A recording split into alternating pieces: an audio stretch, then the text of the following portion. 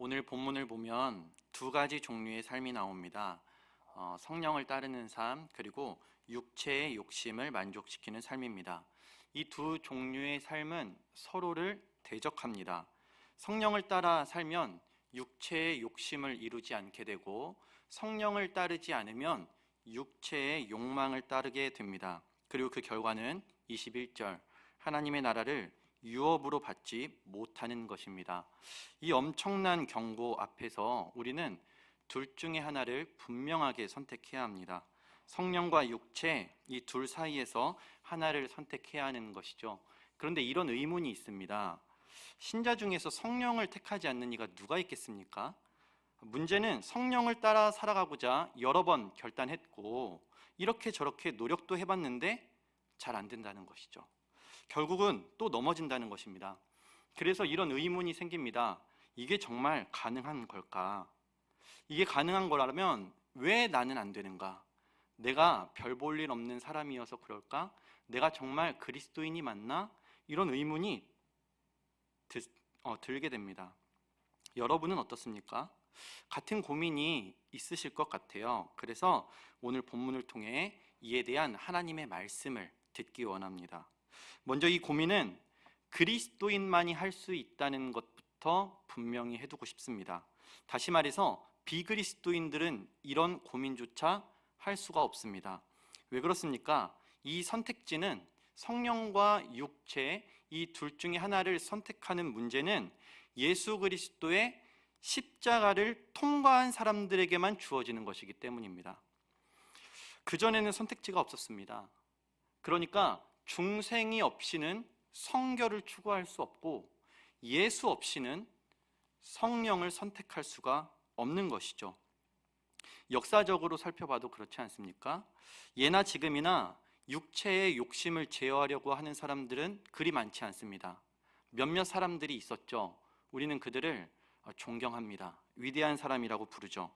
그러나 그들은 오히려 이렇게 고백합니다. 스스로의 죄가 태산보다 높고 바다보다 깊다고 고백해요. 물론 그들이 그렇게 고백하는 이유는 보통의 사람들보다 스스로의 도덕적 기준이 높기 때문일 것입니다.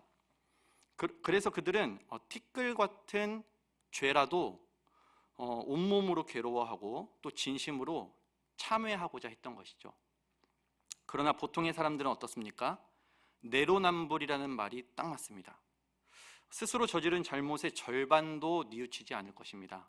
대부분의 잘못은 미화하거나 아니면 합리화하기 마련이죠.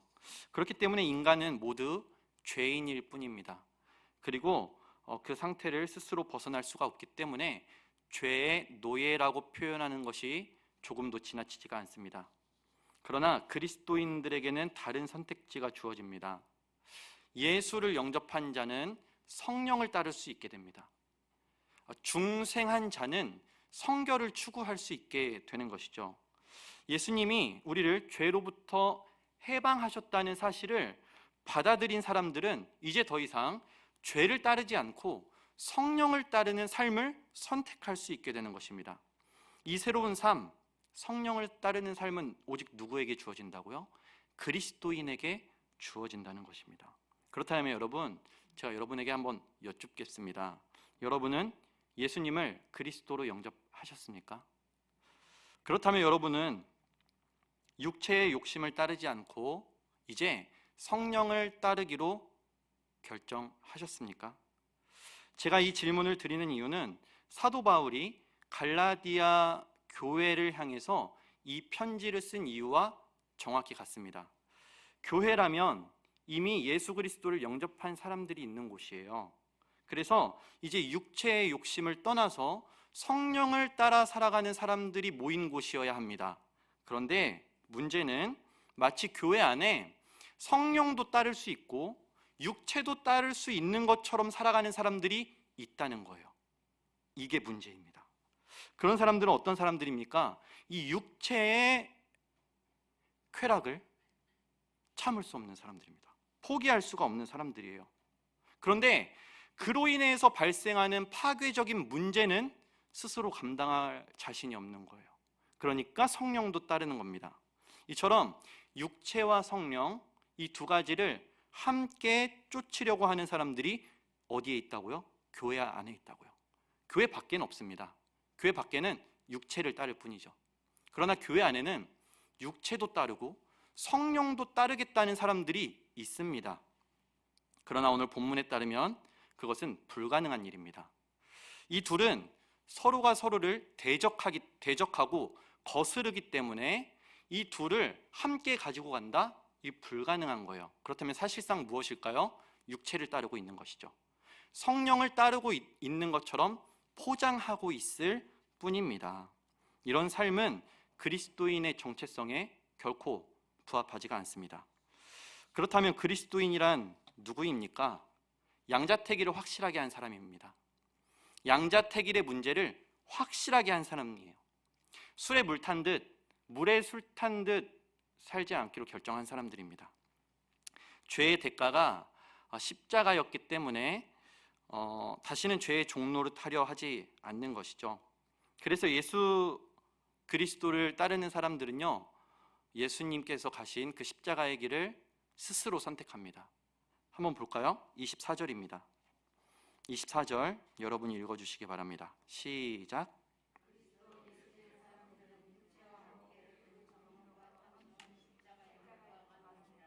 여러분 여기서 주목해 보십시오. 못박음의 주체가 누구입니까?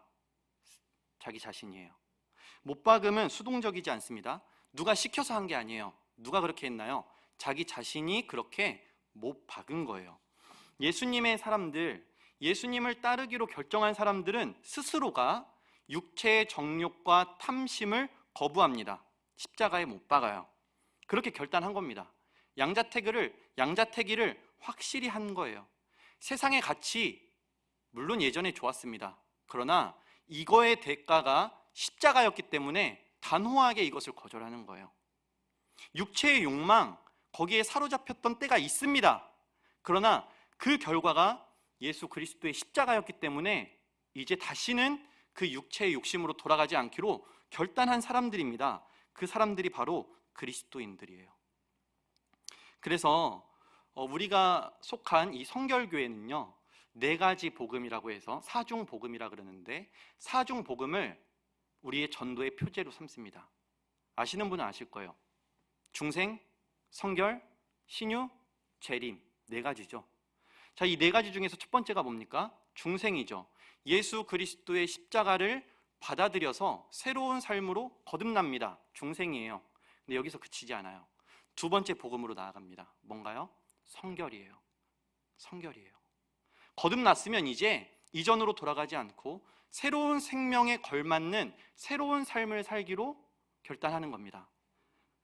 이 두 번째 성결, 여러분, 저와 여러분이 이 성결교회의 이름을 달고 있다면, 우리가 속한 교회가 성결교회라면 우리는 그리스도의 십자가를 통해서 중생하는 것은 물론이고, 그건 물론이고 2단계로 나아가야 됩니다. 뭐예요? 성결한 삶을 추구하는 겁니다. 육체의 정욕과 탐심을 십자가에 못 박는 거예요. 누가 시켜서요? 아닙니다. 스스로 그렇게 하는 거예요. 예수님 너무 사랑해서 그렇게 결정하는 겁니다. 그리고 성결한 삶을 추구하는 거예요.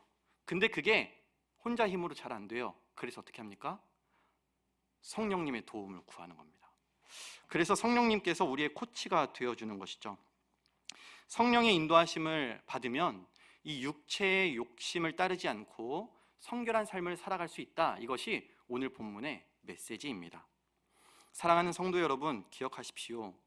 그리스도 예수의 사람들은 스스로가 자신의 정욕과 탐심을 십자가에 못 박은 사람들입니다. 그래서 거듭난 생명에 합당한 성결한 삶을 추구하는 사람들입니다. 저와 여러분이 바로 그렇게 그리스도인의 정체성에 부합한 성결한 사람들이 되기를 간절히 소망합니다. 그런데 여전히 해결되지 않은 의문이 있습니다. 여러분, 여기까지 이론은 너무 잘 알겠어요. 잘 알겠습니다.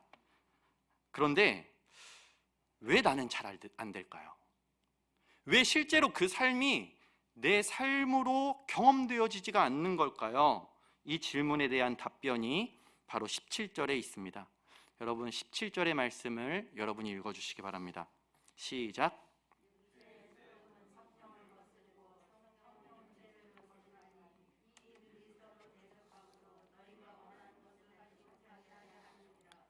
여러분 성령의 인도하심을 따라서 성결한 삶을 살고 싶어요. 근데 이게 왜 잘 안 된다고요? 우리가 원하는 것을 하지 못하도록 방해하는 것들이 있기 때문입니다. 그러니까요, 잘 안 되는 거는 지극히 당연한 겁니다. 자연스러운 거예요. 우리가 성령을 선택했다고 해서 그 순간 곧바로 유혹이나 핍박이 사라지는 게 아닙니다. 오히려 거세지죠. 우리가 성령을 따라 살아가려고 하면, 그렇게 하려면 할수록 육체는 저항하는 거예요. 거스르는 겁니다. 그래서 쉽지가 않습니다. 성령을 따라 살기로 결정했어도 여전히 어려움이 있어요. 그리고 그때 악한 사탄이 틈을 탑니다. 그 순간에 우리를 정죄하고 참소하죠. 너는 딱 그 정도야. 야, 하나님도 너 같은 건 싫어할걸? 네가 그러고도 그리스도인이냐? 이렇게 곧바로 우리를 정죄합니다. 여러분, 근데 이 말이 그렇게 틀린 것 같지가 않잖아요. 내가 느낄 때 내가 나 스스로를 봐도 너무 연약한 겁니다.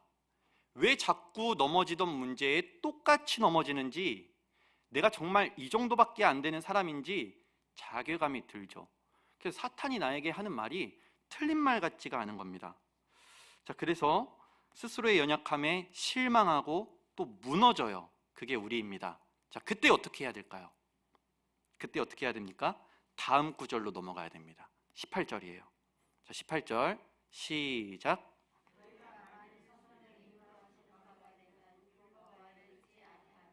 아멘. 여러분, 우리는 이 구절을 주의 깊게 살펴봐야 하는데요, 성령의 인도하신 바가 되면 율법 아래에 있지 않다는 말씀은 율법이 필요 없다는 말씀이 아닙니다. 율법 이제 파기하겠다, 그 말씀이 아니에요. 로마서 3장 31절에 이렇게 기록되어 있습니다. 그런즉 우리가 믿음으로 말미암아 율법을 파기하느냐? 그럴 수 없느니라. 도리어 율법을 굳게 세우느니라. 그러니까요, 여러분, 신약은 구약을 파기한 적이 없습니다. 그리고 믿음은 율법을 파기한 적이 없어요. 오히려 율법을 어떻게 한다 그래요? 굳게 세운다고 그래요.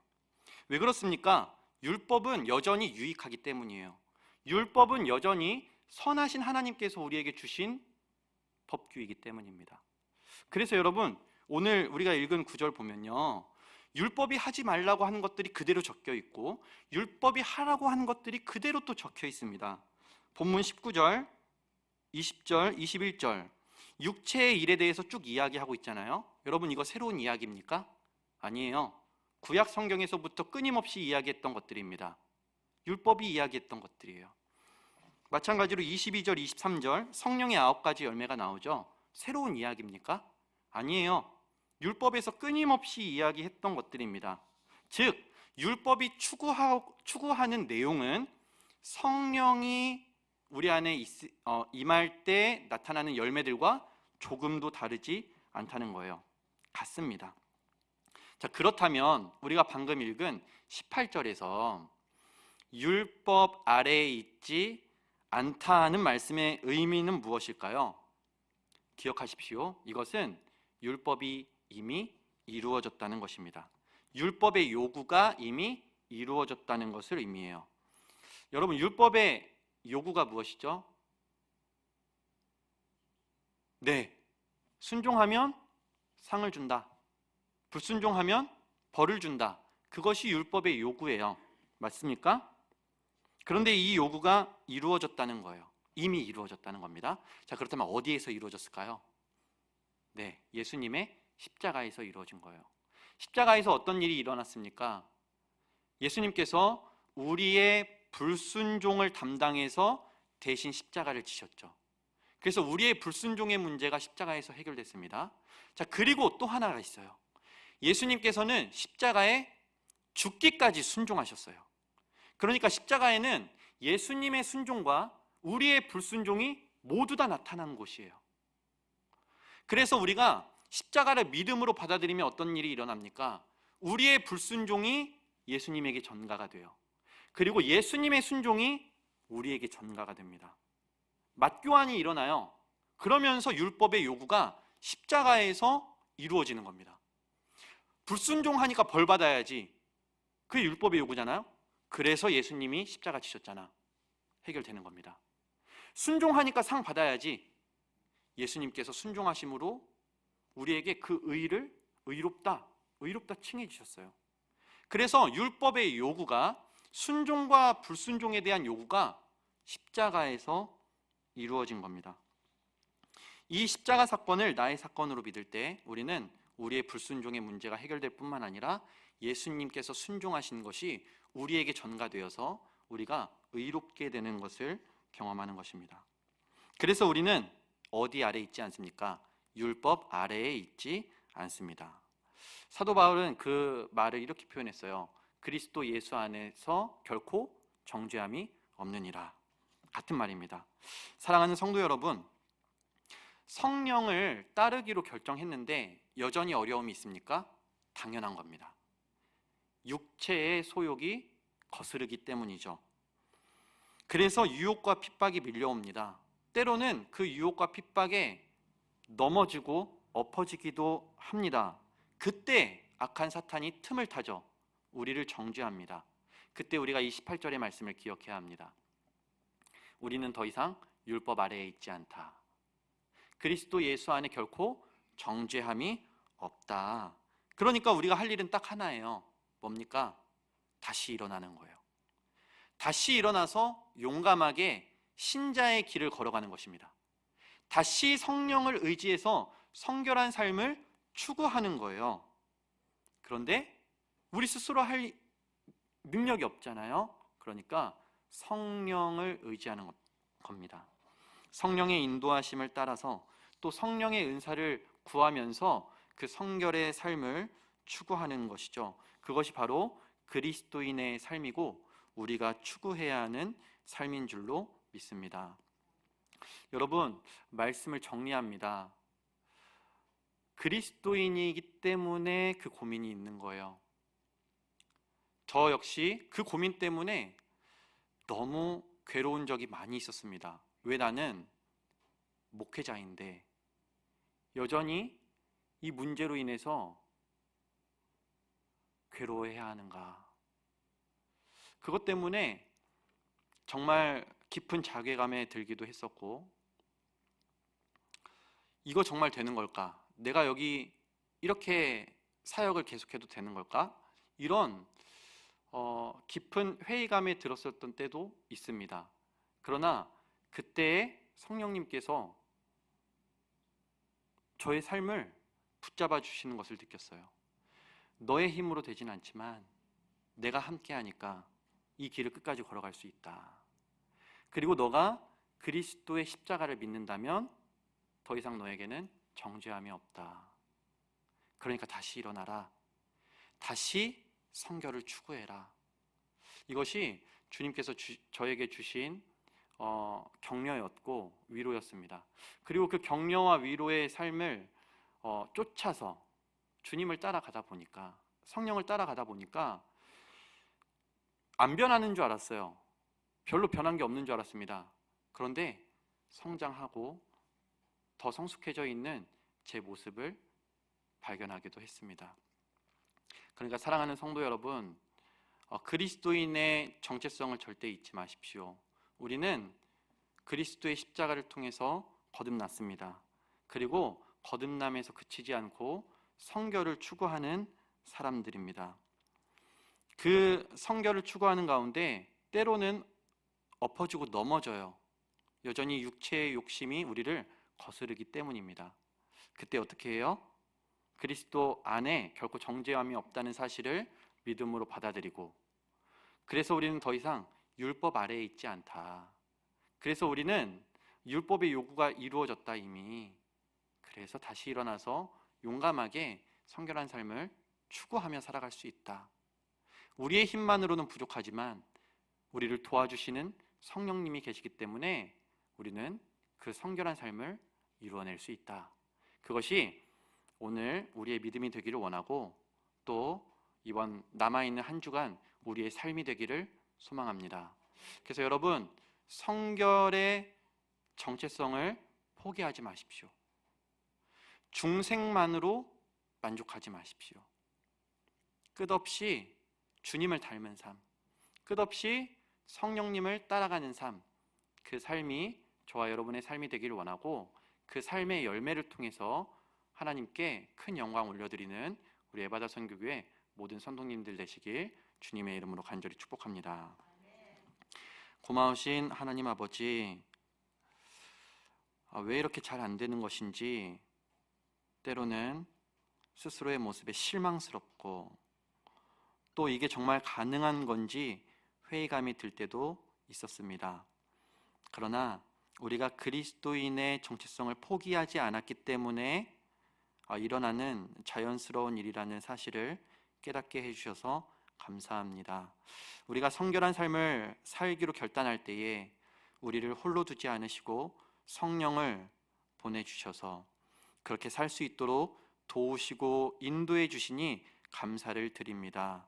때로는 엎어지고 넘어지겠지만 그럼에도 불구하고 다시 성령님 의지하며 일어나서 용감하게 신실하게 이 성결한 삶을 추구하는 우리 모두가 되게 하여 주시옵소서.